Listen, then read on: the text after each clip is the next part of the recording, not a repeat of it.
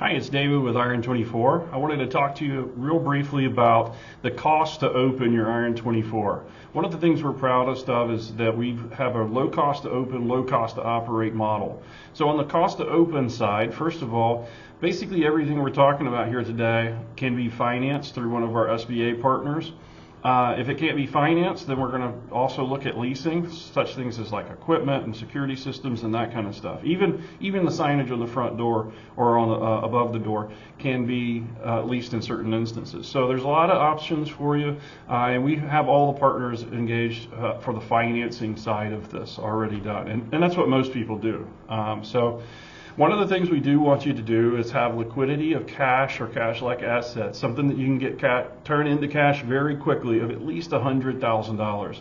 And the reason that we do that is because we don't want you to get started, opened up, be all excited, and then not have enough money to run your operations for the full term until you get to be profitable. Now, we're going to get to profitability as quickly as we possibly can, but you still need to have some runway to make sure that you can stay open, right? So you need a little bit of cash in the bank. But the costs to open are roughly broken down like this. We feel like most people can get open somewhere in the $250,000 range.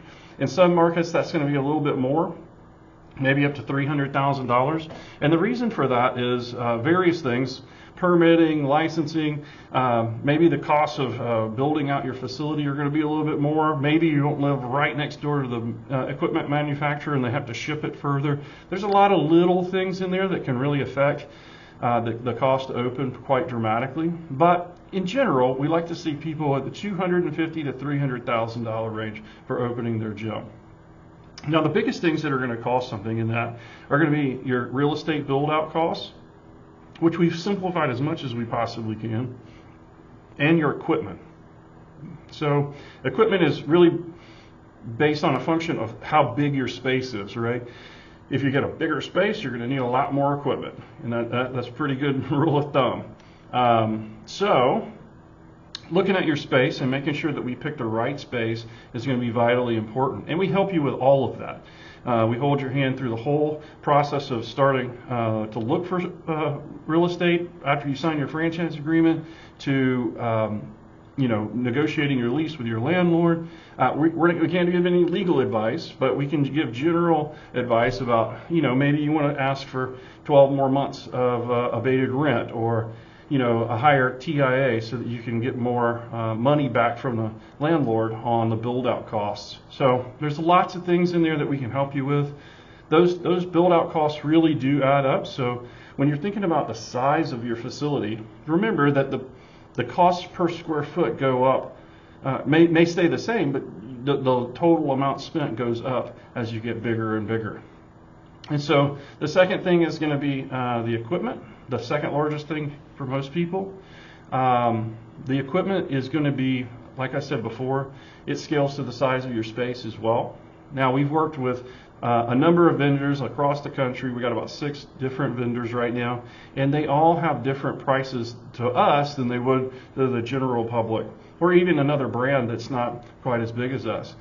We really negotiated those rates so that you can take advantage of those and get as much bang for your buck as possible. Now, a lot of brands out there will take rebates on the back end that are really cost ineffective for their franchisees.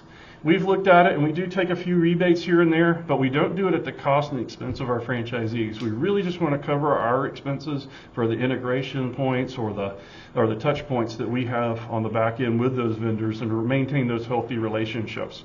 And so as you look at which brand you want to go with and how you want to do this, just think about, a lot of these brands are taking huge kickbacks from these vendors to make sure they are, put more money in their pockets. We've taken a different tactic.